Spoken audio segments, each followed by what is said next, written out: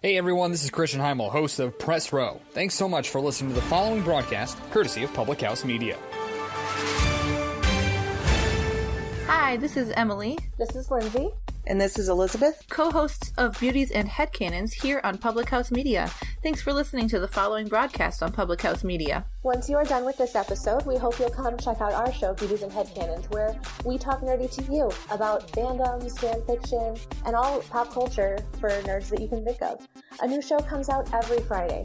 Don't forget to subscribe on iTunes so you never miss an episode of Beauties and Headcanons. Thanks again for checking out the following broadcast on Public House Media.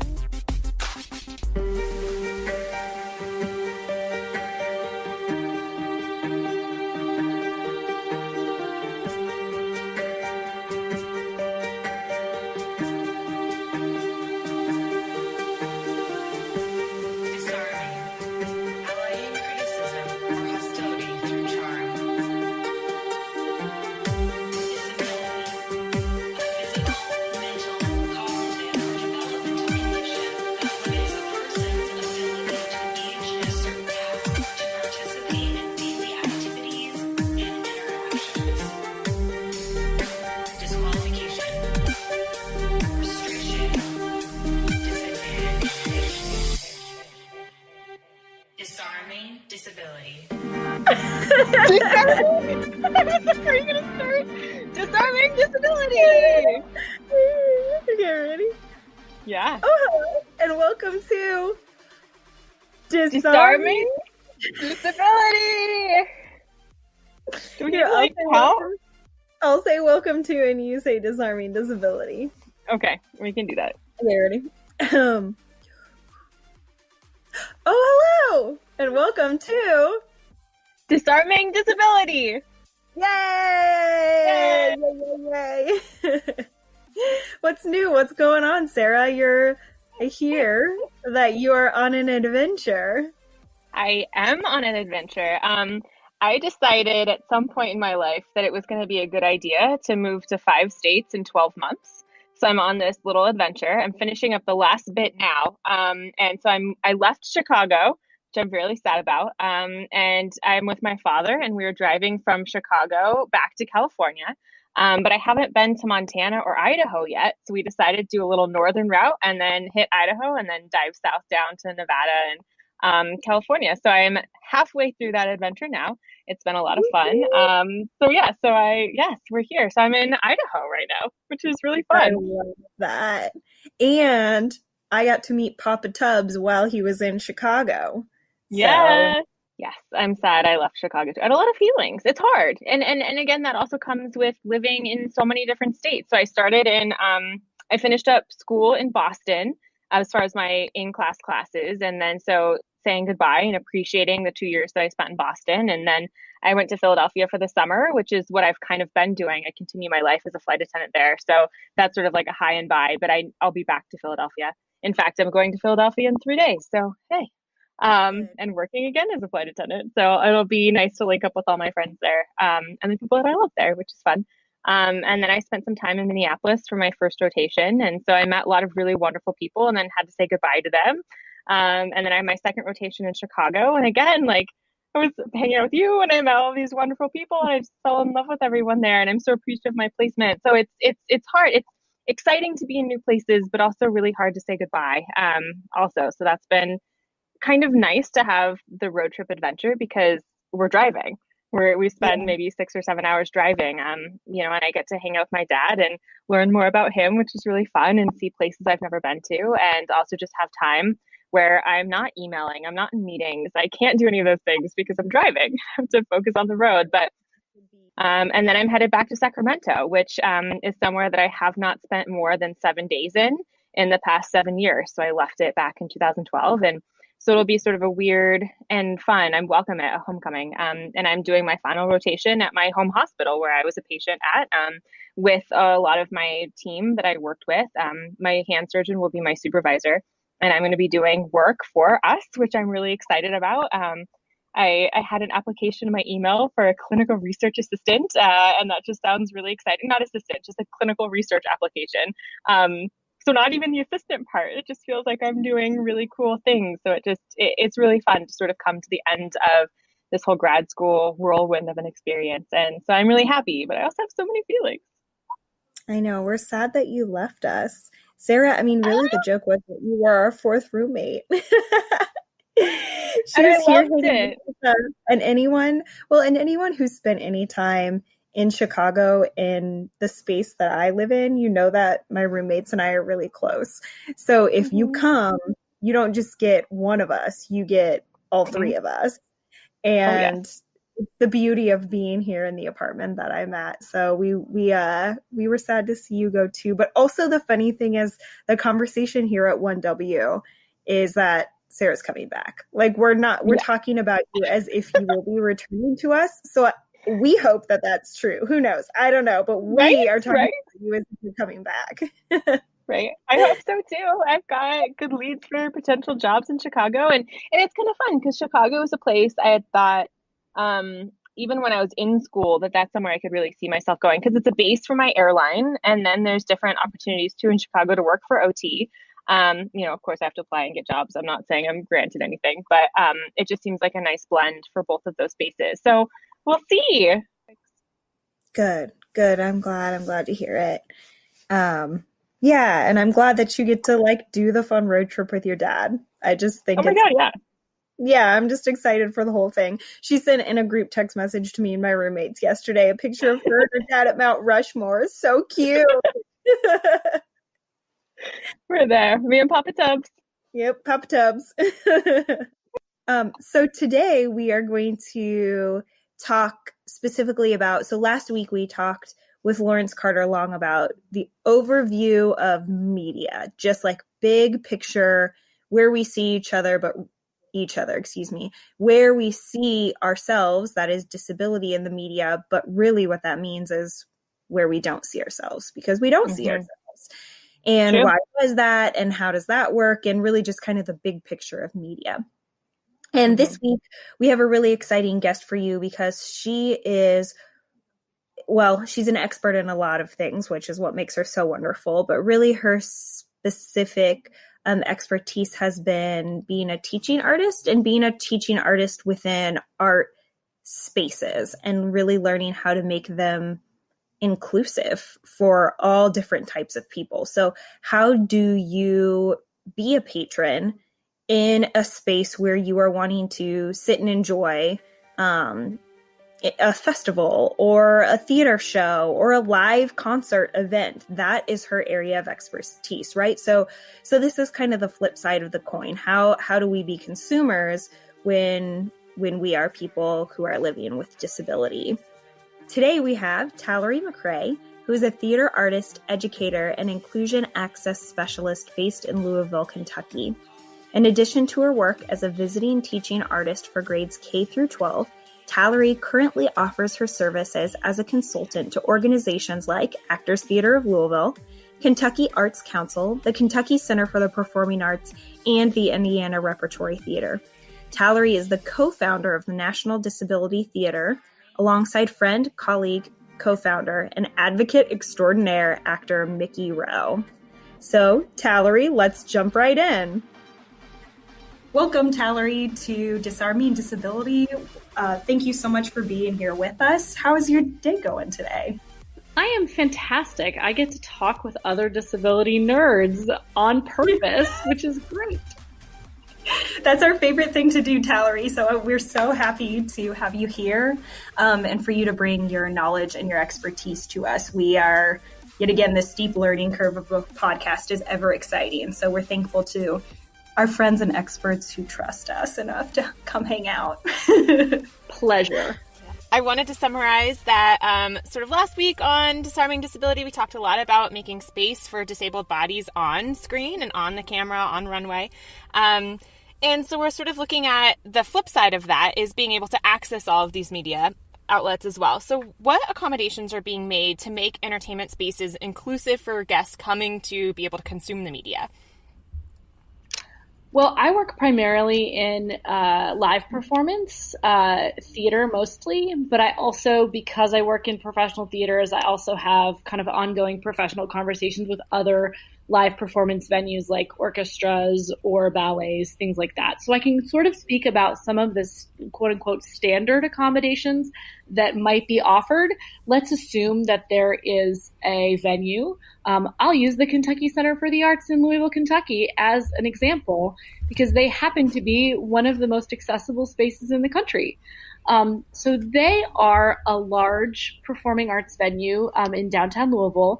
They have really, I'd say, three main theater spaces that they use. One of them is a very large hall that seats over, I think, 2,000 people, maybe right around 2,000, where they bring in some of their bigger national tours. It's where Hamilton will be later this summer, things like that.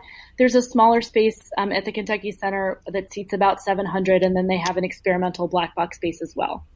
And because the Kentucky Center for the Arts has been dedicated to access and inclusion since it came to being in the early 80s, so this is pre-ADA, they were visionary in making their building accessible and also their programs. They have a full-time access department. And the access services that you can ask for and request when you come to a Kentucky Center show include audio description, captioning, sign language interpretation, sensory-friendly performances. You can request accessible seating, and really, you can connect with their access services director, Stacy Ridgway, who's incredible, and make any other kind of individual requests that you might need in order to feel comfortable spending time in their venue as a patron. But I would say that making sure that there are accessible seats available for not only patrons that use wheelchairs, right, but patrons that might use walkers or crutches or other kinds of canes, patrons that have temporary disabilities that might need to elevate a foot or ice an elbow, things like that, is really helpful. And then the specific services that would benefit communities like audio description for the blind community benefits from that, sign language interpretation, captioning for the deaf community, but also other communities like communities that maybe don't speak English as their first language. And then the other thing that the Kentucky Center will offer as well is for the show touch tour or orientation, which has been really beneficial for my friends that are in the blind community, but also, for example, for people in the autism community or people who are autistic, will say that having a chance to kind of engage with the pieces and parts of a show, the costumes and the props tactily before the show really helps them feel oriented and engaged and ready to see the show when they see it. So does that help kind of give you a broad overview before we get more specific? Yeah, that was amazing. I when I was child wrangling at Steppenwolf, that was the first time I ever experienced a touch tour in which they had a handful of guests who were visually impaired or blind that they brought up onto the stage. And exactly what you were saying, it was very profound for the actors. They invited the actors in so they could speak and say what their name was first, and you could hear the actor's voice and they could explain who their character was, what their character was. And then they proceeded to bring them up onto the stage and explain the set and give them a tour around the set. And that was the best show of that entire series of shows that we did, because the cast suddenly saw the show in a way that they had never seen in the show before themselves. And it was because they had to pause and share it with somebody who had, a visual impairment, a disability. It was really, really cool, which that wasn't a question. That was just a comment I wanted to share. I think it's so neat when an audience service like that gives an artist insight to their own process, right? That the idea of making something accessible gives you an additional vocabulary that you haven't had before to consider an artistic process or product. And I think that's really valuable, whether or not you're doing that for somebody that's part of the artistic team or part of the audience. I agree. What, since we're in the theater community specifically, is your expertise? How is the theater community sharing what's working, what's not working? What are the spaces? Is that just you get to know one another? Is there a better way to do that? How are we sharing what's working best? Well, I think in any field, that individual connection is great professional development. Watching somebody that you really admire. I think Evan Hatfield at Steppenwolf is incredible with the work that he's done with the touch tours you were talking about. So having those individual connections are great. The Theater Communications Group offers a conference every year for member theaters, and those are professional regional theaters that are members of that group. And they have had a commitment to equity, diversity, and inclusion in recent years. And so they've been really mindful to make sure that their sessions are offering, tips and tricks for how to be more accessible. But the best place for professional development I have found specifically for accessibility is the Leadership Exchange in Arts and Disability, or the LEAD conference that the Kennedy Center puts on. And that is not just for performing arts venues. That is for anybody that works in the arts and cultural sector. So there are people there that work at zoos or museums or orchestras or anywhere where you're kind of welcoming a patron into your public space.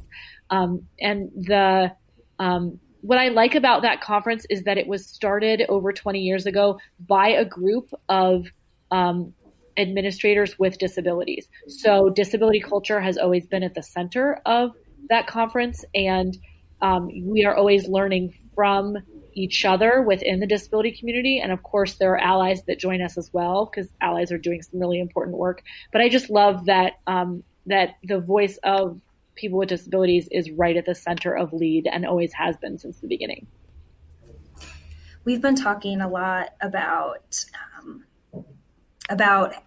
who are the leaders in the community and the importance of people who have disabilities being the leaders, but also the role that other people play that don't have a disability but are also there to support.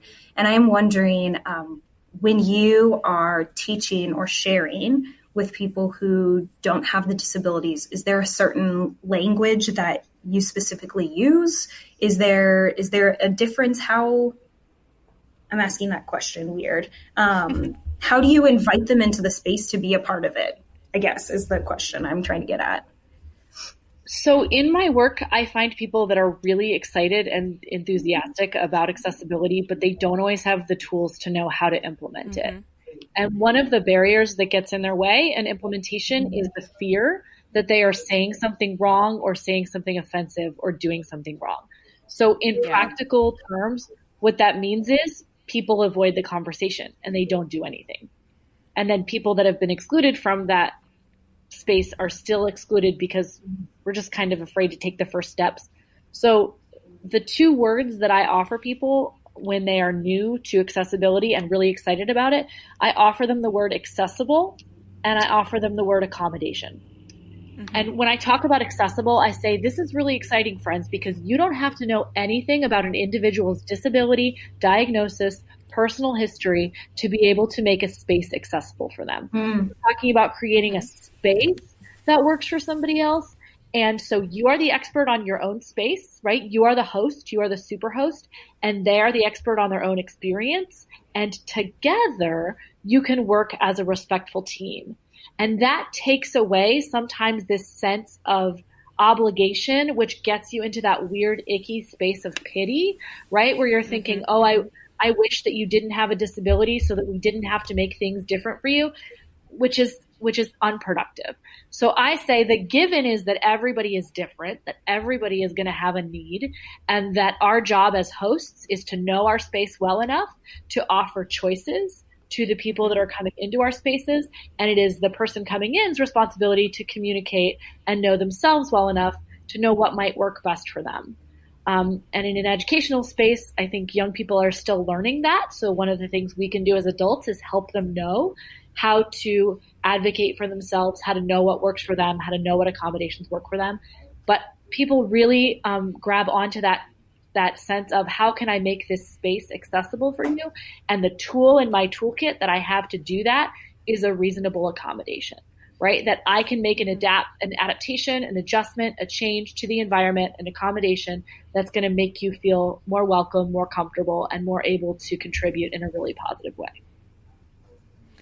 I even see that even just taking disability out of context, that like if I'm having a party at my house, I want all my guests to feel comfortable. So it's like, do you want anything to drink? What kind of thing would you like to drink? Would you like somewhere to sit down? Is this somewhere that's comfortable for you? So it just extends that whole host mentality of how can I welcome you into that space? And it's not just like, oh, we have to do these things different for people with disabilities. It's just extending that welcome that step further. Yeah, and the adults that I know in the disability community, they can kind of smell from a mile away when somebody's trying too hard, right? So that also applies to being a good host, right? Like give people a couple options and then back off. I go to a lot of theater, and occasionally, particularly when I was living in Texas for grad school, there were a couple of super ushers that would be like my flashlight brigade. Like every time I tried to go like down a couple steps in a theater, they'd like follow me with like 4 flashlights. And I was like, no, I don't need 4 flashlights. I need a railing. Like ask me what I need and I'll tell you I need a railing. I don't need 18 flashlights shined on my shoes. Just in case I do fall, then everybody's going to see it too. Yeah, I was just about to say that. So when you fall, everybody gets in on it. I agree with you, Sarah. It also kind of works both ways, right? How do you want to be a good host, but not overdo it in any sense as well? So in your personal experience of being a part of this community for a really long time, specifically kind of being the expert in inclusion, what changes have you seen over the past few years? I'm going to say, what good changes have you seen over the past few years? There's so many. It's so exciting. I think 20 years ago, people that were doing inclusive work were still having to make a case for why we should be doing inclusive work. And a lot of the literature that you can look at from that time period was a lot of the argument for why this work is important.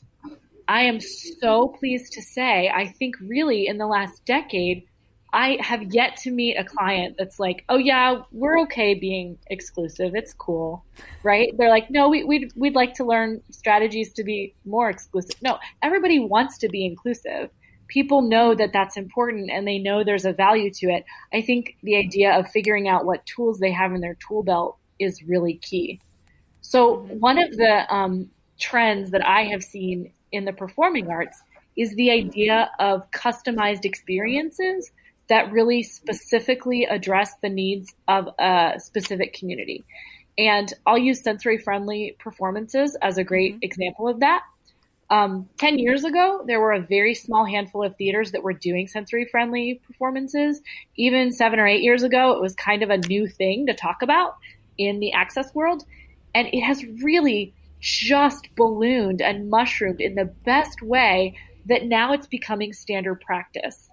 But one of my favorite things about sensory-friendly performances is that there's not a standard menu for how to take a traditional performance and make it sensory-friendly. Sure, there are some best practices that if you were consulting with me, I would be able to offer you.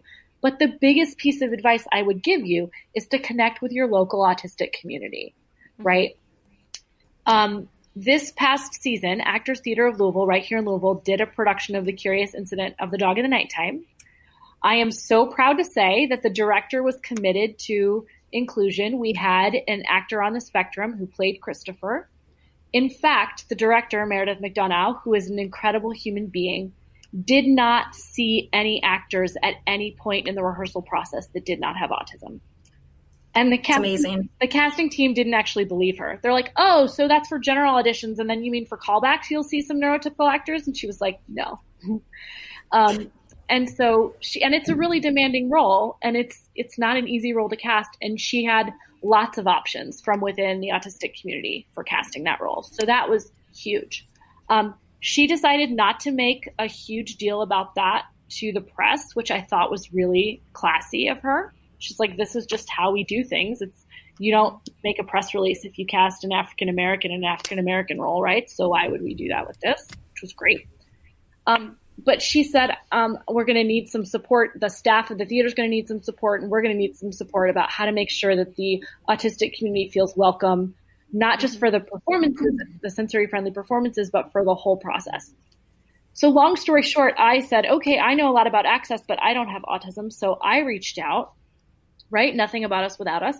I reached out to the local autistic community and found an incredibly kick-ass group, an incredibly awesome group of adults with autism in Louisville and Lexington. And I also got connected with an online group of teenagers with autism that, they would be so mad at me, with autistic teenagers that just rocked my world. So anytime I had a question about how do we put this in writing, how do we want to talk about this, marketing materials, show materials, information that was going to the artistic team and the cast, I would run it by my autistic consultants.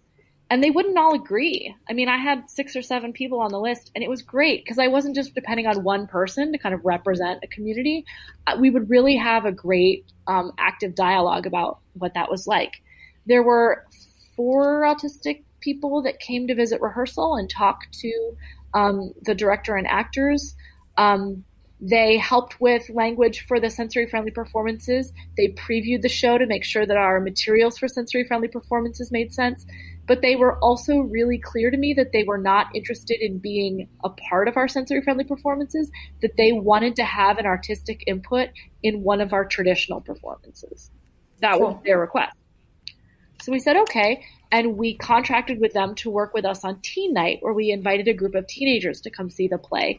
And they created an interactive lobby experience that was making art using autistic space that the teenagers that saw the show could engage with, anybody else that was seeing the show could engage with. And then they were also part of our talkback for that evening's performance. But it was just by asking them, they said, we'd like to not be limited to participating in your sensory friendly events. We'd also like to be part of your mainstream performances. And so we found a space for them. And I just learned so much from including them in the process and engaging them, and learning about their perspective and point of view was really, really helpful for me. Yeah, I just want to echo from what I'm hearing from that is that nothing about us without us, and that inclusion and collaboration piece, because I think in being someone who is designing this, they're not going to be experts in every single different type of disability, or may not be experts in disability at all, but want to have that, be able to make these accommodations, want to be able to provide that access. So I think it's really important to then just reiterate that including people and collaborating, and then things work better when we work in teams and when we collaborate. So I think just underlining that again, in that people don't have to have all the answers, but there are people who do have answers, and that we can connect with them and build this whole world together. And one of my collaborators, Micah, who's incredible, they started the Kentuckiana Autistic Spectrum Alliance. They came to our staff meeting, a full staff meeting at Actors Theater, and gave a 15-minute presentation debunking some of the understandings and myths about the autistic community, and just helping, 12 minutes, not long, helping the theater start wrapping their brain around what it is like to work with someone from a different culture. And the metaphor that Micah offered us that was so helpful was, Micah said, think about it this way. Y'all are iPhones and I'm an Android. There is nothing wrong with how I work, but it's 2 different operating systems. So if you're going to try to use an iPhone app on an Android, it's not going to compute, and that is not my fault, and that is not the software's fault. That's just the way things are. So make sure if you're downloading an app that it's going to work for my Android autistic brain. And we were all like, okay, we can do that. I know. It was great. It was great. I couldn't say that. I'm just a neurotypical person over here. Yeah, right? That's an incredible parallel and a way to think about it. And that, yet again, as part of this podcast, is we're just trying to get people to own their story and own their space, and the authenticity that we are operating in a world of iPhones, and we are not an iPhone, and that is okay. Yeah. That is okay, but that also requires you to acknowledge that and to take up space in a way that is authentic and real. So we were talking before we started recording, you were sharing a little bit about the process of learning to be a leader in an inclusive space. And I'm wondering if you can share a little bit about that and perhaps the good and the bad that go along with trying to be in a collaborative space and what that may be like. Yeah, collaboration is hard. And it's all about building relationships and trust, which takes a really long time and is very hard to do. And then can be very easily fragile, right? And can be very easily broken. And so that takes a lot of bravery, I think. It takes a lot of checking in with that authentic self of who am I and who do I want to be and what kind of projects are going to be the most accessible to me. How do I work the best and how can I make sure that I'm saying yes to projects that honor my process and what I need to do my best work. So that part, it can be really tricky. It can also be really tricky as I keep going. The field of accessibility is always growing, but it is also really small. And so people get to know you and they get to know your work and, they're interested in it. But then they also have expectations that you can offer some sense of clarity and certainty and expertise. And my experience in accessibility is that if you walk away from a project feeling like it had clarity and certainty, then you might not have been as inclusive as you thought, because every inclusive situation I've been in has been pretty messy. Sometimes in really wonderful ways, but there's always the unexpected. There's planning and then there's replanning and then there's thinking on your feet. So the more I've done this work, the more I've really realized that part of it is just being braver and braver about trying something new and failing publicly, to model for other people that there is no one right way to do it, that it's trial and error, it's figuring it out, and then it's being able to step back and reassess and try it again, and then build a better mousetrap the next time. And part of it is just modeling for my clients that I don't have all the answers. I don't know what to do sometimes, and I have to look for other people to help me and support me. And I have to work with people that I trust that are willing to help me fail. Mm-hmm. I love that. Yeah. So I would love to hear about, so selfishly, I'm going to tell you a little bit of a story before we get there. So when I was working in New York City, the last show that I worked at was on 47th Street. And next door to my theater, the show that was on Broadway was Curious Incident. And the whole time it was playing, I knew that there were conversations about the fact that the main character was not played by an autistic character, or an autistic actor. But at the time didn't have, I knew what was happening, but didn't feel like I had any opinion one way or the other. Then I kind of came into the pride of who I was and what I was in the disability world, and then was so excited to hear that Mickey Rowe was cast in the same show at I think it was the Indiana Rep. Is that correct? Yeah, it was a co-production between Indiana Repertory Theater and Syracuse Stage in 2017. Thank you. Thank you for the details. I appreciate it. Was so excited and just was the biggest fan and followed that production. And now you and Mickey are collaborating. And I would love for you to share with us now what you are collaborating on and maybe tidbits of what we can look forward to in that space. Sure. So I also was a big fan of Mickey. He does a lot of advocacy and self-advocacy and writing. And so I had been following some of his writing on HowlRound and other platforms for several months. But I actually got a call from Indiana Repertory Theater. They're not too far from Louisville. For those of you that aren't familiar with your Midwestern geography, it's only about 100 miles between Louisville and Indianapolis. And I am a teacher and work in children's theater, and Indianapolis has, in the past, hosted a development workshop for theater for young audiences for years. So all of that to say, I had a working relationship with some of the folks up in Indy. And when they decided to cast Mickey, they called me and they said, "We don't know how we need you yet, but we know that we need you on our team to help us figure this out." And I said, sure. Yeah. So I worked on that production as an accessibility consultant. And I met Mickey that way. I drove up to Indianapolis one morning and I saw a student matinee where he performed Curious Incident for an audience of 100 autistic young people. Oh my gosh. How was that? It was life-changing. It was really life-changing. It was a sensory-friendly performance, so the lights stayed up and the audience could move around if they needed to. They were welcome to respond in any way that made sense to them. If they needed to vocalize, if they needed to move, if they needed to leave and come back, if they needed to take a break, all of that was okay. So several of the audience members took advantage of those kind of relaxed theater rules, which happen in a sensory-friendly performance. And Mickey's performance was incredible. That role is very physical, and Mickey is trained as a circus performer. So he was literally hanging off of the set sometimes. I mean, it was so cool.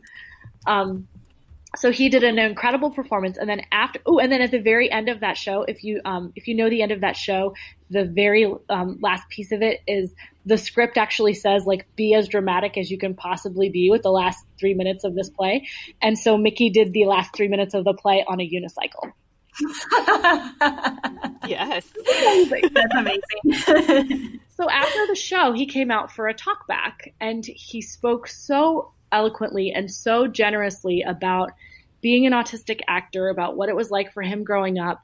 He spoke about what happens when a theater doesn't have the resources to hire an autistic actor. And I thought he spoke about it so well. He said, if you can't cast somebody with autism in this role, you can really help the autism community by casting somebody else that is underrepresented. That autism is so often represented by white men that if you cast a woman in this role, if you cast an African American, if you cast a Latinx, if you cast anybody with another underrepresented identity marker, that helps the autism community. He said, obviously you want to support from inside the autistic community if possible, and you want to have somebody on your production team that understands autism as a lived experience. But he was also really realistic, and he's like, I know that, not all theaters are going to have that opportunity. So he spoke really well about that, and I was just blown away by his generosity. I think he had every right to say you have to cast an autistic actor in this role, and I thought it was great that he offered people options. But then my favorite part was that there was somebody in the audience that raised their hand and said, so our teacher made us listen to an interview with you on NPR. Mickey was like, yes. And the audience member went on to say, and you said in that interview that you have a wife and kids. And Mickey said, yes. And the student said, so what's that like? And it was just this wonderful moment when you realize that casting a professional actor to represent their own community has such a deeper resonance than you can even imagine. And Mickey's answer was great. He's like, well, I have autism, so I'm not great with executive function. So I'm living on my own in Indianapolis, and I get to go with my castmates once a week to go to the grocery store, and I pick up like 2 candy bars and 3 frozen dinners for a whole week, and I'm not good at planning. It's like not my forte.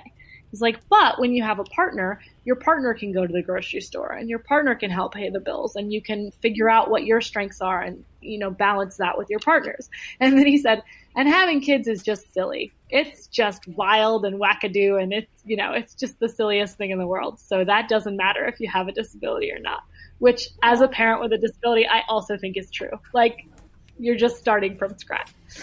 And so that made me really, that's a long way to say that made me fell in love with Mickey, right? Seeing him in that show, seeing his performance and his interactions with the audience and his generosity with the audience just made me want to work with him even more. So we stayed in touch, and last summer he put out a call online, since that's an accessible space for a lot of us that do professional theater with disabilities.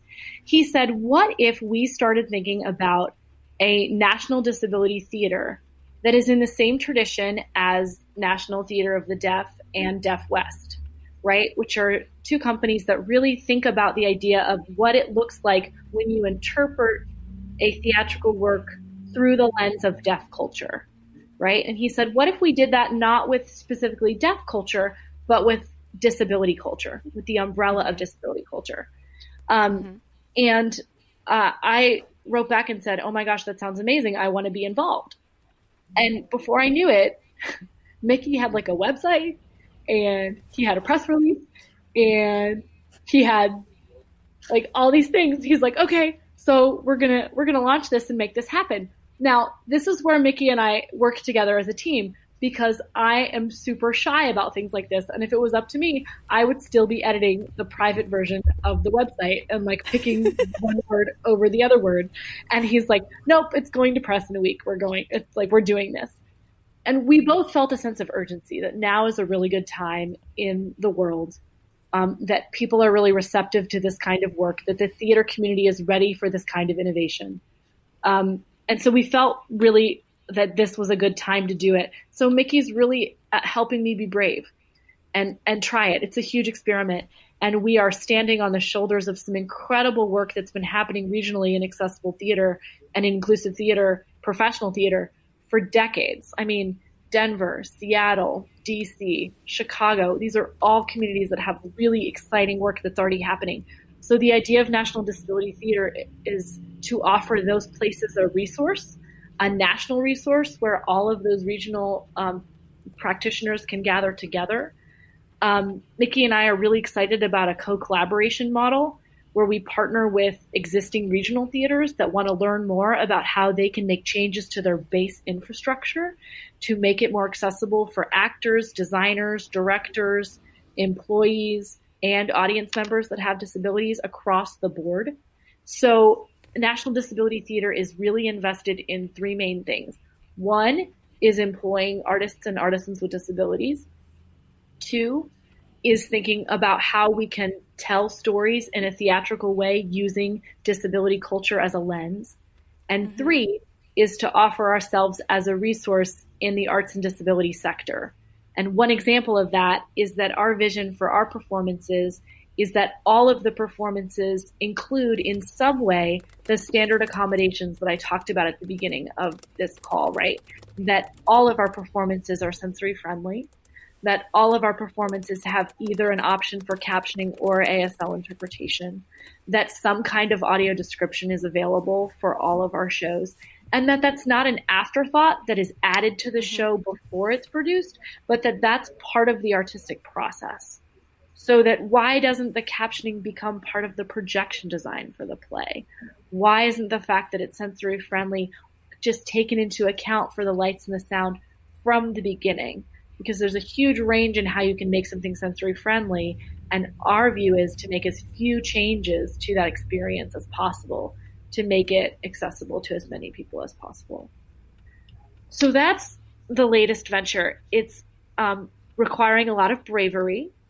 And it's a lot of commitment. And the biggest thing, the sense of responsibility that I have is to really lift up and honor the incredible work that's already happening in the world and have National Disability be an additional supportive resource to that work and lift that work up, because there's so much theater that already makes the hair on my arms stand up in such a good way, right? That takes my breath away in such a good way.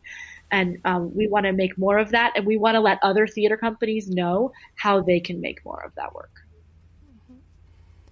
I'm just so excited for that. And I could not be more excited that it's you two doing the work. I just can't, I mean, I'm very biased here, but I just am so excited and so thankful that you guys are doing the work and that you guys have taken the time to consider the three things in which you talked about. Because yes, every place that you go, you are going to be the image of disability, perhaps to the people, even if they have a really good accessibility program. Who knows what the patrons are encountering? Who knows what the other staff are encountering? I just think it's, I think you guys are just going to do incredible things. And I'm so excited. Well, we're only as good as our advisory committee, which includes you. So helpful. And there's also, we're so at the beginning phases of this, and we have so much more to learn, particularly in the space of intersectionality, right? We really want to make sure that if we are saying that we are a national disability theater that represents disability on stages across the country, that doesn't look or feel one certain way, that there's many, many ways that you can engage with your disability identity. And so we as individuals have to be really mindful that we are being as intersectional and as inclusive as possible. which is just an ongoing challenge that we are embracing as best we can. Yeah. That's awesome. Talleri, thank you so much for joining us today. We so appreciate your time and your wisdom and your expertise. For those of you who work and live in a theater space, and if you're looking to make it inclusive, please check out disarmingdisability.com. We will make sure that we can filter you right to Talleri. And so you can get all the expert information you could ever need. Again, thank you, Talleri, for coming in and hanging out with us today. Everyone, it was my pleasure.